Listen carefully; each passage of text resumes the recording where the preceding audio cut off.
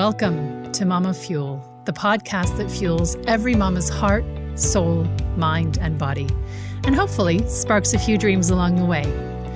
I'm Anne Ferguson, Chief Nurturer and Mama Mentor at the Centered Mama Project, and your host for this podcast. I'll be sharing real, raw, and often funny conversations with beautiful mamas from around the world to remind you that you're not alone and that you're doing amazingly on this wild journey of being a gorgeous woman shepherding small humans as they make their way on our beautiful planet. Let's get started. Hello and welcome to this episode of MamaFuel, a podcast with my dear friend and exquisitely talented woman, Lynn. Welcome, Emma. Thank you. You don't mind setting up the high expectations. Exquisitely talented. So for everyone who's listening, Emma and I are dear friends, and we met here in Geneva when Emma, who as you'll hear is Australian, was living here for a while with her husband and their 3 kids. And it was a magical time where we were both exploring development and dreams and what we wanted to do with this one precious life, both as women and also as mothers. And we connected on a number of different levels. The first of which was music, actually. Emma reached out and said, hey, does anybody want to come to my apartment? Oh, that's right. Remember? I forgot about that. Yeah. And I was like, yeah. Oh my God, I really want to sing me.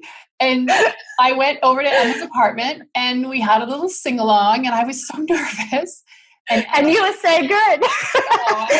And I so couldn't play guitar yet. I mean, it was fun, right? It was just, it was really fun. Yeah, it was one of those moments of just vulnerability and shared enjoyment, and it was really beautiful. And so I think that kind of set the tone for the friendship that we have built. Yeah. We also connected very deeply because 2 of Emma's 3 kids, 2 of your 3 kids, I'm talking like you're not here, 2 of your 3 kids have a learning difference, as does my oldest. And so we'll get into that a little bit later, but it really, it gave us such a tremendous amount of commonality. A lot of common grounds. Yeah.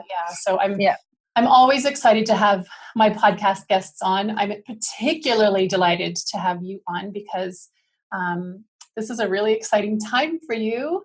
And we'll tell our listeners about that as we get chatting. So let's dig in. Okay. So Emma, tell us a little bit about what your life looks like right now. Okay. So life looks very hectic and very structured, but very exciting at the same time. Today was a perfect day to have this interview because I've been spending the last 12 months recording my first album. I'm a singer-songwriter. Today was the day I sent off my last 2 songs to my producer. I've been trying to pick the last 2 or 3 songs for my album, and I finally thought those were the last 2. That's it. And so I travel back to Geneva in 2 weeks to record the last 2 songs, and then the album is finished. So it's been a massive journey. Apart from that, my life is not very ordinary because my husband is still working in Geneva and me and the kids have come back to Australia. Basically because of financial challenges and to accommodate the learning needs of our 2 little ones that need to be in the right environment to optimize their experience. So my dog and my husband are in Geneva and we are here, which has definitely ups and downs. And I don't know what else to say yet. Well, I think let's dig into that because when we met, you were here in Geneva and it was the first time that you had lived outside of Australia. And I remember meeting you and thinking, oh my goodness, this woman has, at the time your kids were how old? I think my eldest was probably 13 and my middle one was 10 no, maybe 10 or 11, and my youngest would probably have been 8. Yeah. So you had come here, and for everyone who doesn't live in Geneva, the schooling situation is particular here in that there are public schools, which are obviously in French. And unless you speak French when you come here, it can be a bit of a challenge. But your youngest dove into that challenge and just flourished, didn't she? She did super well. My middle daughter did. Although I found out after the fact that she was quite scared sometimes, but she's a little trooper. She just kind of puts her nose to the grindstone and just keeps on trying, keeps on keeping on. So we were there for maybe 18 months, and she was quite fluent by the time we left, which was amazing. Amazing. She was amazing. That's right. I keep thinking of flipping the middle and the little. No, that's all right. And so you had both of your youngest kids in public school. Your oldest had gone to my eldest went to public school for the first term, but quickly decided that it wasn't going to work for her. Wouldn't work. So yeah. And so when you engage in the private school side of things, it changes the financial picture of the family drastically. I think that's the case anywhere, but in Geneva particularly is one of the most expensive places in the world. The reality is that it just has a massive financial impact. And after a time, you went through the whole journey of public schooling for your youngest. It really wasn't working because of his learning difference that hadn't been diagnosed at the time. And then it had been diagnosed, but because of the language difficulties of no one at his school really speaking English, even amongst the teaching staff, the communication wasn't great, and they weren't able to accommodate it anyway. Didn't work. Okay. Right. So we sort of, you did the public school route, and then you did the homeschooling route, which in Geneva is essentially capped and limited to people who have a teaching degree and will test kids, and it's not. I pretty much got scared off by the application form. And then you, as we did, were able to get him into an extremely specialized program to support children with dyslexia and ADHD. And it was incredible, but it was also financially crippling, wasn't it? And the aspect of it only being a 3-hour-a-day program, and we not being able to afford another private school fee on top of that was just not feasible. Yeah.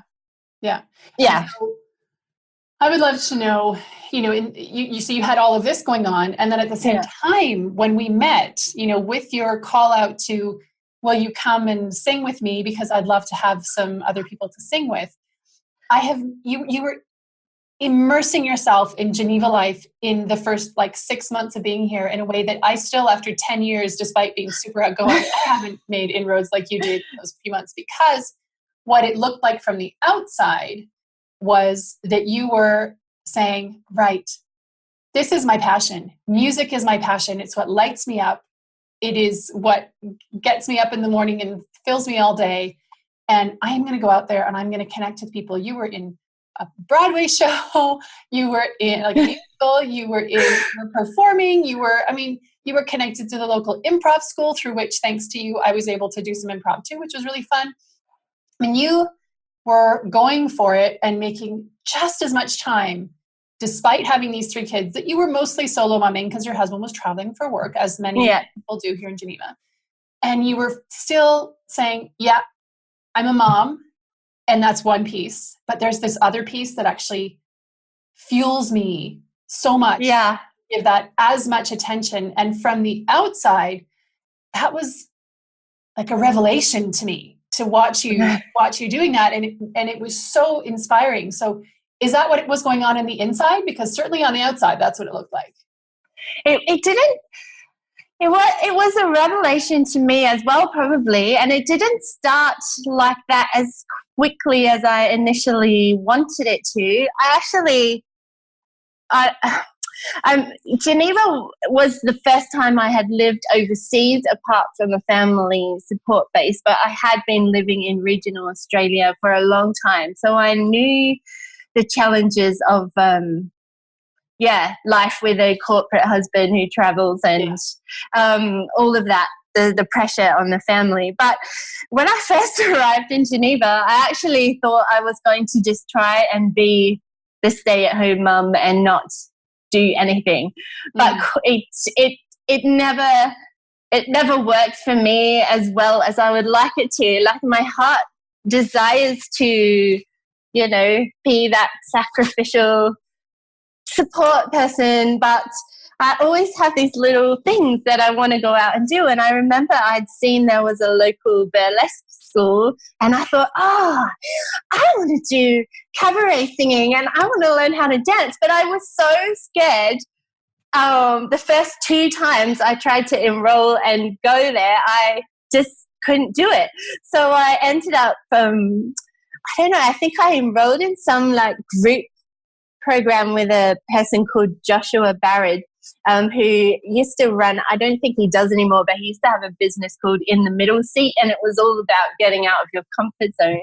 And I remember I told him I was applying because I was too scared to go to burlesque lessons. And anyway, over the course of chatting to him over a few weeks, I would always be like so drained, so tired, on the verge of tears, blah, blah, blah. And I had met another lady who had somehow put me onto this choir that was traveling to London to sing at Royal Albert Hall. My brain's going to go blank. Anyway, some big thing that has might come to me. But anyway, I had always wanted to sing this piece. And so I signed up for it. Went to London, sang at the Royal Albert Hall, not solo, with a choir. It was amazing. And I had an appointment with Josh a couple of days afterward, and I was still like buzzing. And he goes, "Who are you? I've never heard you sound this happy about anything. I think music is what you really need to be doing if this is what it does to you." Then he started to go, "What can you do? Like, how can you create? And so we just come up with these crazy ideas. And then I think the real thing was that from that moment, all of my life, apart from family, started to be designed around connecting musically with people. And then that just changed everything, because now when I socialize or have my me time, it's always revolving around music. So you're right, it completely refuels you because it's your passion, and I don't feel like my energy is dispersed in all different directions anymore. I feel like music refuels me, and then I'm there for my kids, and it's just the right balance that wasn't there before ever. Like, I would say the first decade of parenting, I was probably depressed the whole time. You might not have always looked like that. I was always involved in running play groups. I used to run mainly music program in Australia, which is a preschool music program. So I wasn't, I was still out and about, but inside so empty all the time, and definitely not overflowing with joy like I am now. Yeah. And you are, you really are completely overflowing with joy and delight. And I was lucky enough to see you perform in the musical theater here in Geneva, and you were also involved in bands that were being booked in local clubs, and you were everywhere. And I was like, this lady's been here for 7 months, and I'm places and going like, I know more in this last month than I have in the last 5 years. About how often I was going out, but also it was really a testament to your amazing, I want to say commitment, but commitment implies to me that you need to that somehow there's a hard graft, but it wasn't. It was like, I need to breathe, and I need to sing, and I need to be with music people. And that's what it looks like to me. And it was so inspiring. And what has been amazing is that I have watched you make these huge, like courageous decisions, like splitting your family 60-40 if we give the dog, equal play to the rest of the family. I was thinking about that the other day, actually. I was kicking the football with my son and I was really tired and I was like, this is so unfair. I just have to do all the kids stuff. And then I was like, yeah, but he has to walk the dog 3 times a day. So, you don't have to pick up anymore. So maybe you're right. But I know, that's a win. That's a win. Right? So whatever the split is, 70-30, you made a conscious decision. You made it to say, you know what, financially, this is not working for us. And our kids need different support. And it's not available to most, I would say to like 95% of the population in Geneva. It's not available, even Geneva being like a super uber wealthy place. The support that our kids need when they're dyslexic, dyscalculic, have ADHD, and like are maybe on the autism spectrum, whatever it is, it is unlike many Anglo-Saxon cultural places where there might be more support built into the community. Like there's a more evolved way of approaching it. Here, I think I don't know, you probably know because you have the same challenges, but I find wherever we go, the support is lacking. It's hard for people to understand really what the issue is with dyslexia. So, but it does help them to be in an environment where they're not challenged by other things as well. I think that's a big difference. Yeah, probably. I would imagine. I mean, the difference, a big difference between us is that my kids haven't, our oldest doesn't remember living anywhere else. She was less than true. Here. Yeah. And so the local language, French is the language I speak to them most of the time. And they don't have that added stress of hard. So I can imagine for your kids, it's, but it's been really beautiful to watch you grapple with wanting to keep your family together, wanting to be in Geneva because it's the place that you found blossomed. You found your soul fire again, right? Like you. Yeah, it really is. I think I made fantastic friendships very quickly, very deeply as well. So it was hard to leave. Yeah. And also, I guess when you get the chance to go to the other side of the world and start all over again, it does.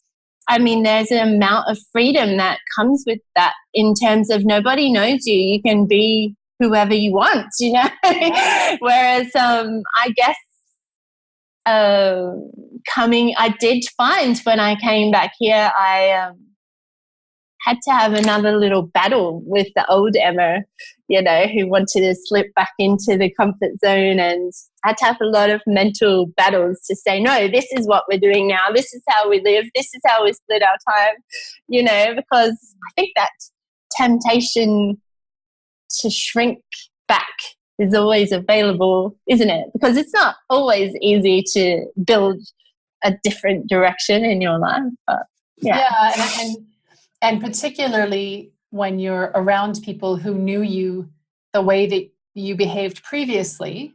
Yeah. Know you. It's just the behavior has changed so dramatically that, you were saying your heart wants to be the sacrificial, all-giving mother, and you say that, and I just go, because I know, so do I now. That's been a big journey for me. That's probably been the biggest struggle, and I can become really upset very quickly if it seems to me that someone is implying if my music career works, I won't be able to look after my children properly, or, that still makes me go, oh my gosh, I'm doing the wrong thing.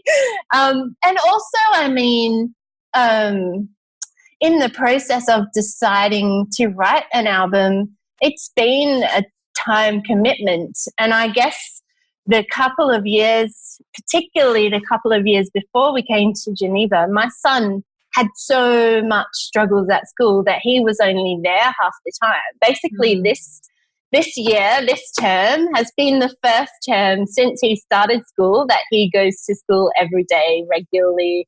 Doesn't get suspended. Doesn't like have, you know, times where they want him out of the classroom because he can't settle. Or he's had his challenges of the first 5 years of schooling have been extreme. So, I mean, that's the backgrounds that I come from, being the one that's always getting called into school to deal with the problems or trying to find the diagnosis. I mean, I don't know what it was like for you, but it was a process. It took a couple of years. Nobody knew what was going on with him. Nobody knew why school was so difficult, because he's an intelligent boy, right? When you talk to him, and so everyone just thinks he's naughty because, well, why is it so difficult? He must not want to do the work, but you know, so my gosh, it was a process. So when I decided to make music the focus, I really had to take back my focus onto myself for a good 3 hours a day, like to do the work, to make the dream happen. And it was hard. There was mum guilt to work through, but now I think, obviously we should do this. I feel so much more alive. And if I succeed, then they will succeed. You know, it all makes sense now. Yeah. But initially it was a battle. Yeah. I mean, it's that habituation, isn't it? Of a air quotes good mom. Then that we have a bit of that. Many of us have a bit of that sacrificial programming, right? And when you said your heart still wants to be the sacrificial mom, I was like, no. Knowing how depleting that is for me and how it doesn't serve my kids either. And I feel like I have to be careful because I know it's not the case for everyone. Do you know what I mean? Some people thrive in that. You know, some people, I admire them. Like some of my friends, when I go to their place and see how beautiful they are with their children, and I know that like mumming is their absolute heart and joy, I will get quite teary and go, I wish I was like you. but I don't know why. For me, it is my joy, but I need music as well. I can't make a choice. I can't choose one or the other like I used to do anymore. And look at how much richer your life is. How much your energy, the way that you speak, you hold yourself, your voice, your like sparkly eyes. It's amazingly different versus how when we first crossed paths, the differences that I see are so massive. And as I'm sort of walking the path beside you, there's been a lot of like, holy crap, look at her. Someone else said that to me the other day. They said, do you remember when I first met you in Geneva and you were like too scared to go and do the school pickup because you didn't want to talk to anyone because you didn't speak French? And I was like, oh, that's so embarrassing. But I remember because I used to make every excuse to her about why I couldn't do things. And it's fear, right? And what I see when I see you, leaving your kids with your mom or with the two grandmas and then flying from Australia to Geneva for 2 weeks to see your husband, but actually really to record your album as well. Yes. Maybe more. Here to connect with him and the pup, but really the reason you're coming here is to record your album. And then you go home and I think that Emma still has all of the love and all of the heart and all of the dedication and all of the commitment to those three exquisite beings, because your children are really, all children are amazing, but your kids have a sensitivity and an appreciation. They do. They're very special. And they're very special kids, and they're artistic, and they're incredibly eloquent, and so even it. I'm not convinced that having mumming being the be all and end all is necessarily the grail. I think if that is what really genuinely fills your heart and all of your soul in all of its multiple facets, brilliant. That's awesome. I know. Yeah. I would question, there were probably other things filling your heart and soul before, and there will be other things filling your heart and soul after. So why not reintegrate those now? And that's what you have done, really. And it's been like, I think that is one of our challenges as women these days. Not all women. I know it's not a reality for all women in all countries yet, but in prosperous places like Australia and Geneva, where we have a lot of help, available, and help in terms of modern conveniences, and kind of modern attitudes towards both partners splitting the home workload and all of that. I think I almost feel like it's a mantle on my heart, to rise into that, because it's a privilege. It's a privilege. And if like the guy whose studio we're recording in, he is involved in bringing the first female Afghanistan, or like the first orchestra from Afghanistan that's all female. They came to Geneva, I think last year or the year before, and they're coming again. And he told me that, and I think, in some countries it isn't. No way would I be allowed to go fly to another place to do recording without my husband. Or, no way can I say I'm going to achieve my dreams because I want my daughters to achieve theirs, because it's not a reality that every female on this planet has those opportunities. So to me now, I want to fight. I want to challenge myself. So many little things throughout the day. Oh, I need to stop doing music now so I can start getting dinner ready. No, like my children are old enough. We'll get dinner ready quickly together later. Do you know what I mean? It's not my responsibility just because I'm the mum. Even if my husband is the main income earner at the moment. I had this thought the other day, there's a lot of single men that have to make their own dinner. Like, why is it the female responsibility just because you have a partner that's working? It doesn't have to be, We need to challenge all of these mindsets that we've been brought up in, because your truth can be whatever you decide is true for you. That's what I've learned. That's what's firing me up now. And what's beautiful is that your kids will see that. Your little all of them, the girls, like all three of them are seeing that. And what a change. Have they said anything to you? Have they verbalized that they have noticed a change in you? Because I can only imagine that it must, like, the vibe in your place must be different. So high. My eldest daughter in particular often says to me, Mum, I don't feel good when you're not happy, and I love it when I see that you're happy, things like that.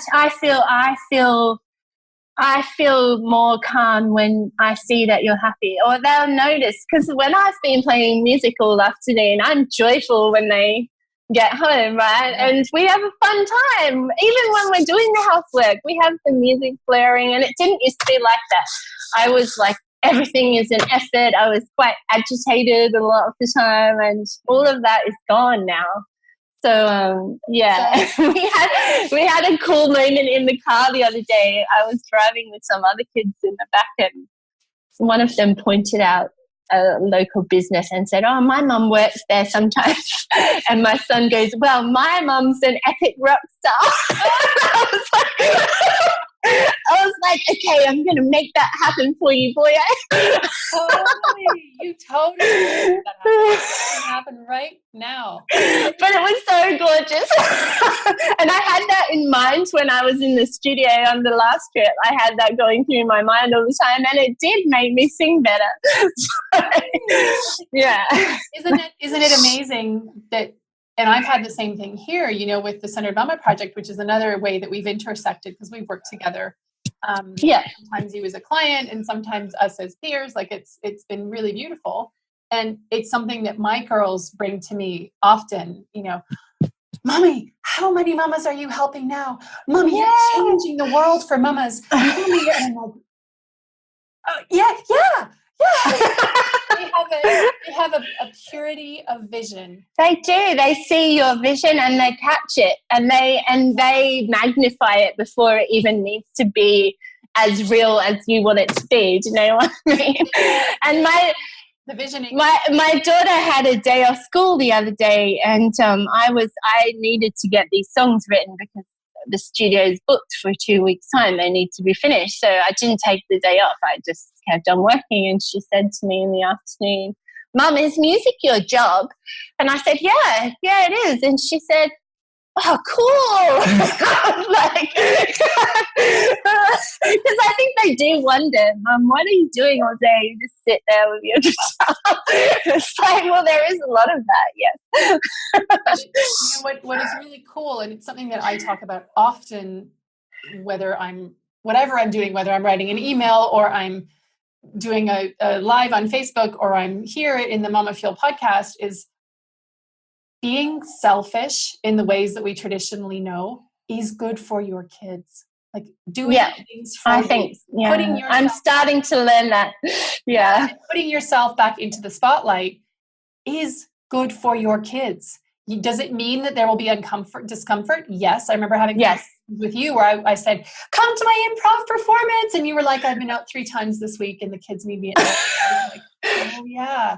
I get that." It doesn't mean that they're not uncomfortable with the change and the evolution, as mummy is maybe not quite as beck and call available, but the that's kind of surfacey annoyance stuff. Whereas the benefit of you shining and having this radiant energy and your high vibes coming right out of your heart and your soul are so much more important and valuable, I think, than you being there. I remember having those conversations about housework. Remember we talked about that and talking about how, you know, because I felt like a failure because I wasn't filled with endless energy to do housework. Like, I mean, managing my children, because they're challenging. Like, my eldest daughter also had massive challenges in Geneva. She suffers from anxiety, and she also had developed a borderline eating disorder, and she was away from school all the time, and all I ever felt was guilt over everything. But once I just took away that intention that I must do everything for everyone, our whole life started to change immediately, because you don't have to be everything for everyone. And they don't even need you to. They're quite capable. And when you stop trying to be everyone for everything, which is exhausting, unfulfilling, and unrealistic, it leaves space for other people to be everything. Yes. For your kids, right? It's like the village mentality, right? It takes a village to raise a child. I also believe that it takes a village to support a mom. And you cannot be any one person's everything. Like, I cannot be my husband's only other adult person. And so sometimes I'll be like, go out with a friend, go with other people, like stuff, because he travels a lot for work and he comes home and he just wants to be with us. And it's one of the things I adore the most about him, that he wants to be with us all the time. And that's awesome. And I'm one person, not able to fill best friend, running buddy, confidant. Like, what if you need to talk to somebody about me? Exactly. It happens. So I really thank you for raising that, because it's a really important point. And you're such an amazing and beautiful example of someone you're following your dream. You've made space. And the reality is that even if it requires some discomfort, most of which is inside of yourself, isn't actually like you would be suffering, but actually you're suffering more thinking about the potential suffering they might exactly. Yes. They're not actually suffering, hardly ever. Right? And probably I would imagine that, I mean, it's complicated obviously because you're far, but what a different energy and state that you bring into your relationship with your husband, bring into your relationship with your mom, that you bring into your relationship with your friends. Maybe you have new friends. Like, I would imagine, you know, the story I make up being this far from you, sadly, is that, wow, what a different experience you must be having with all of the people who surround you, be they people who knew you before or people who didn't know you before. And are you now having, like, what's the quality of your relationships now versus how it was before? To be completely honest, the first 6 months when I came back here, I wasn't in an overflowing state. I was in a focused state, and it took all of my energy to do the solo mumming and to keep focused on the music. But just now that I've kind of processed all the emotion of making the decision to leave and blah, blah, I've gotten used to, we've got better household routines, me and the kids, everything is ticking over better. I'm starting to be able to, I don't know, I guess it's still revolving around music, but I started to think, okay, the album's nearly finished now, what next?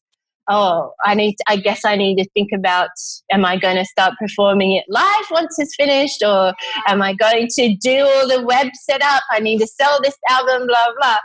So anyway, it came to me, you know, I'm going to need to meet other musicians. How the hell do I do that? Because, I mean, in reality, I am a solo mum with this dream, and I am making an album, but it's been largely on my own and with my producer. It's not a big village effort, you know. Yeah. But so I joined there's this app called Meetups. I don't know if we have it in Europe, but we have it in Australia. And you can set in there what things you're interested in, and then it will send you ideas of groups that you should go to. So I joined the Adelaide Blues Lovers because I thought surely the people that go to the gigs will be like into music. The very first one I went to was so fun, so awesome, on the dance floor all night. And also I met this amazing guitar player and this amazing drummer, totally in the same kind of similar life state to me in a lot of areas. And so I'm thinking, oh, maybe we're going to jam together. Maybe my little world is going to slowly increase. And because I feel like, you know, 360 degrees a different person to 2 years ago, it's not hard to do these things. I will admit that I was going by myself because my friend who was going to come with me got sick. And I did drive in and out of the car park 3 times before I worked up the courage to go in. But I did it. And it was awesome. And that's so good. Yeah. So now I feel like when you are following your passion, just everything in life gets easier. You know, it takes a push. You know, like it takes a push to get that wheelbarrow rolling. But once you do, then automatically you start to connect with other people with a similar dream or just similar interests. And it's so much more delightful because everything goes in a flow then, you know. It goes flowing in the right places because your attention is focused on things that are going to fuel you.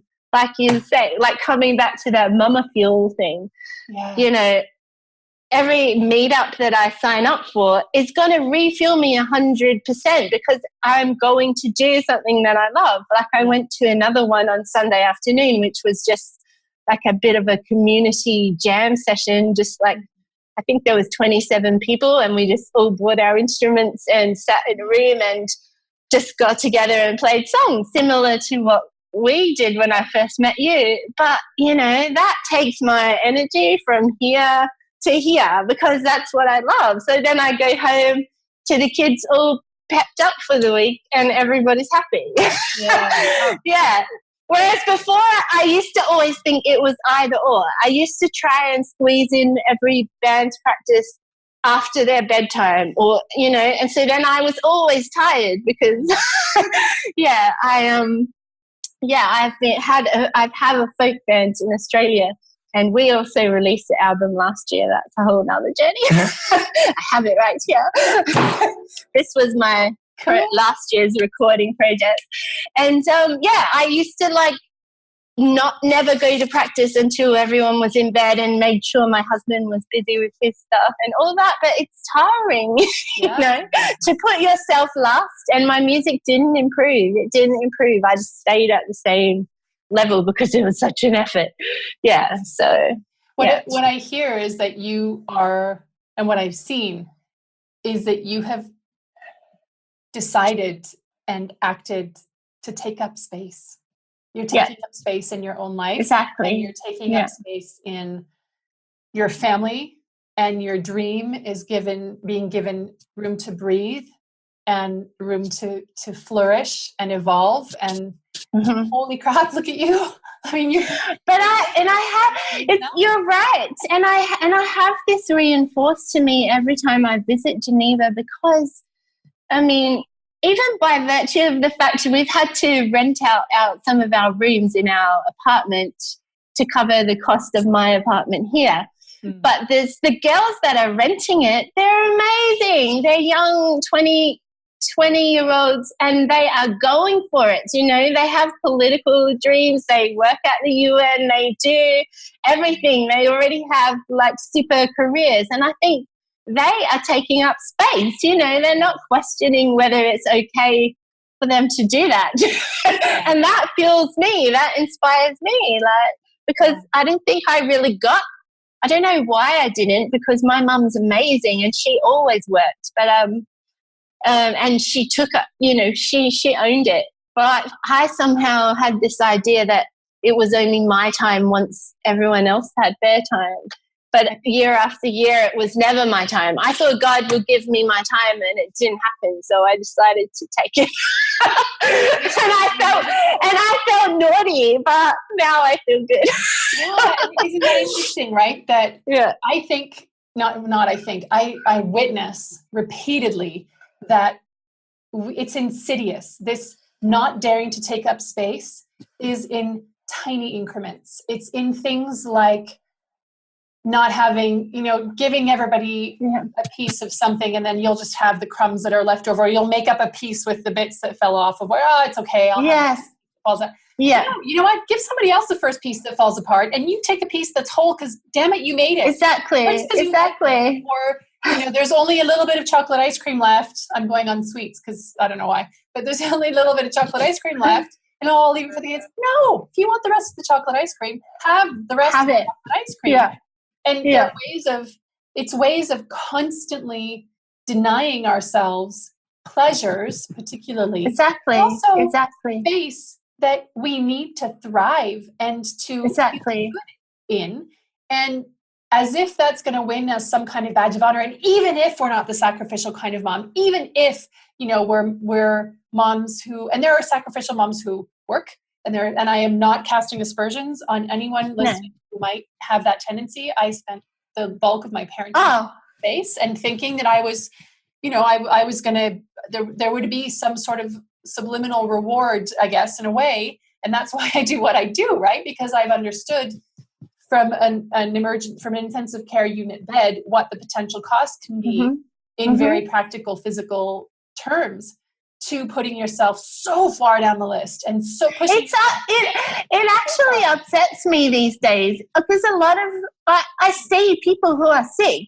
They are sick because they don't take any space for themselves. They don't rest properly. They don't eat properly. And I mean, why is that fair? It isn't fair. We don't have to live that way.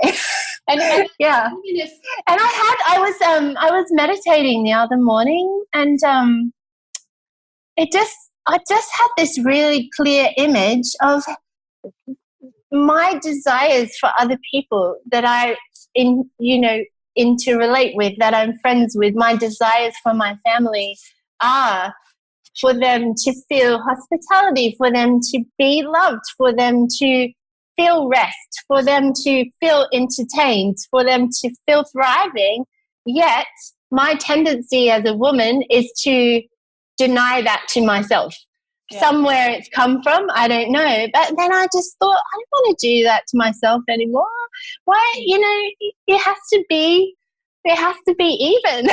Otherwise, why do you want all of that for other people and not for yourself? It doesn't make any sense. Why do you allow other people to occupy so much space that it takes up all of the air and there's none left for you, right? Or exactly. All on the stage. And do I want to model that to my daughters? No, I don't.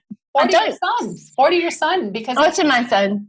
It's also, if he decides to partner with a woman in the future, and like, what will his expectations be, and what will his encouragement be of her, and how will he participate, and there's so much tied into it, and it's not meant to give us another stick with which to beat ourselves. No, not at all. It's more meant like in a loving way, like we don't have to do this anymore. I don't think we do. Do you know what I mean? So much. So that's a good way of looking at it. So much as possible. And whatever, for anybody who's listening to us and has invited us into their earbuds, whatever that dream looks like for you. I mean, you might want to become an actuary. You might want to open a baking shop. You might want to become a competitive boxer. You might want to, anything and everything. You might want to become a mechanic. You might want to become, I don't know, or try or test or go take a class that you haven't, like burlesque. Emma did a burlesque class and she loved it, and she performed. She didn't say that. She performed. I did. That was another dream, because I went to that super cool place, Le Box, and I watched other bands and I was like, I want to perform at the Box. And then there was a student show that you could perform. So I was like, yes, I'm doing that. It was amazing, right? So, and also, that was a whole nother empowerment thing. Yeah. The world of burlesque, very empowering. Yeah. On a whole, like as a woman. On a whole other level. As a woman who's not a size 6, as a woman who's voluptuous but needs to own it, all of the challenges. I mean, that's a mental challenge going into the music world. Who would try this when you're, late 30s, not the perfect body type, blah, blah, blah. That mental battle goes on constantly, but then it's ridiculous. It's a mental battle. It's in your mind. It's not a reality to everyone else. Yeah, is, bar none in all of this dream living, the biggest opponent is the stories you have in your mind. Your own stories. That is so true. Yeah. Yeah. So Emma, we are coming to the end of our time, and I could talk to you forever, and I suspect we might dig into some of this again, but is there any chance that you might have one of your multiple stringed instruments around that you might I do. I feel quite emotional coming to the end of this time, because it's been like fiery, don't you think? Yeah. I don't know. I had 3 possible songs, and I might do 2. I don't know how much time, but this one I had on my mind throughout the time we've been talking.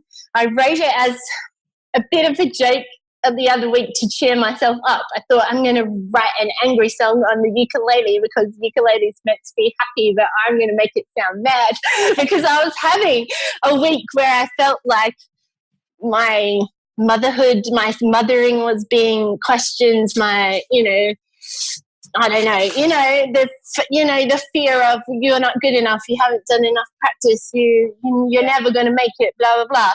And I wrote this song to kind of just say, no, like this fire that fuels this passion, it's not going away. Like the arguments in my head can stay, the things that other people might say can stay, but my fire, I won't let it go out again. So, yeah. This will be the perfect way. For more than one, but I cannot wait to hear this. So, retreat. How long have you been playing the ukulele? I mean, you play the guitar, but how long have you been playing the ukulele at time of recording? Well, 2 weeks. But I've only played it really for 1 week, so I'm not going to try any solos or anything. I'm going to keep it simple, because now this week I've been writing different songs on the guitar. So it was just the other week, just for my own entertainment. But that was a mental battle as well, because I have a coach and she always says, like, it's hard to learn something. Why is it hard? Just decide you're going to do it. So that was a bit of what was going on as well. So what's the song called? It's called Rogue Bullets, because it's like about the thoughts and about the accusations that might fly at you, but you have to like keep your fire burning. Okay. Can you hear that if I play it like that? The thorn in my side, you can stay. Devil on my shoulder, you can stay. 'Cause there's always gonna be more fuel to this fire. Naysayers, you can say. Doubt in my heart, come and play. There's always gonna be more fuel to this fire. Pull your triggers, let your bullets fly. They may find a mark, I won't lie. Just know your bullet wounds will be the scars I wear with triumph.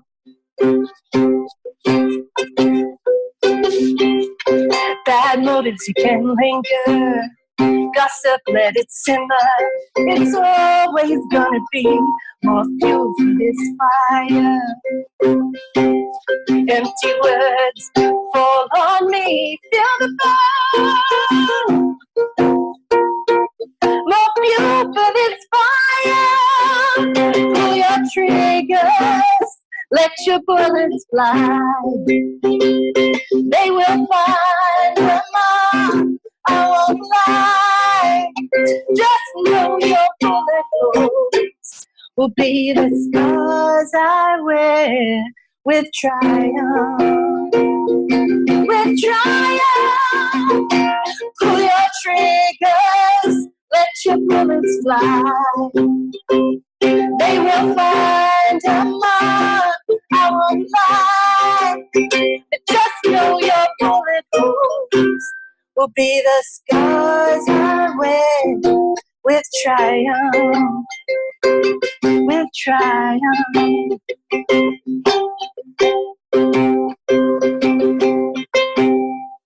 Oh, I love it. I love it. It doesn't sound angry. It sounds like, rah, I'm staying. Rah. Well, I am. Sorry, stupid brain that tells me I can't do it. I'm going to do it.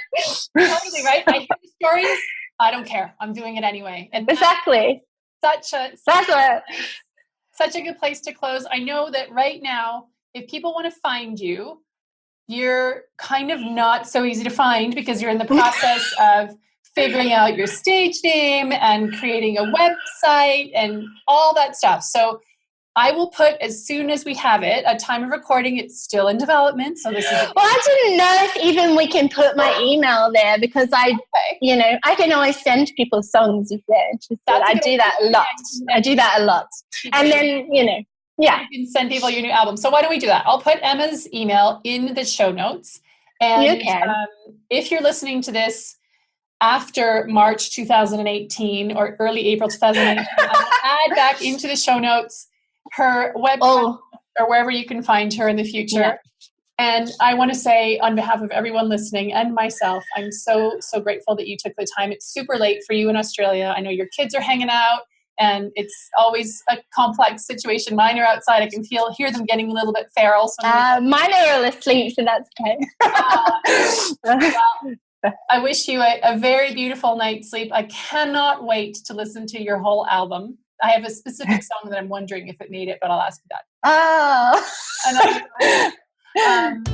And I can't wait to squeeze you in 2 weeks when you come to Geneva. That's it for this episode of MamaFuel, the podcast. Thanks for listening. There's a lot more conversation, sharing, and real mama talk happening in our private Facebook group. To join in, go to www.thecenteredmamaproject.com/Facebook and be sure to say hello when you get there. Can't wait to see you. If you like this episode, or if you know a mama who could use a little mama fuel, I'd love you to share this episode and to rate and leave a review. Every comment helps, and it's always a delight to hear from you. Thanks, and bye for now.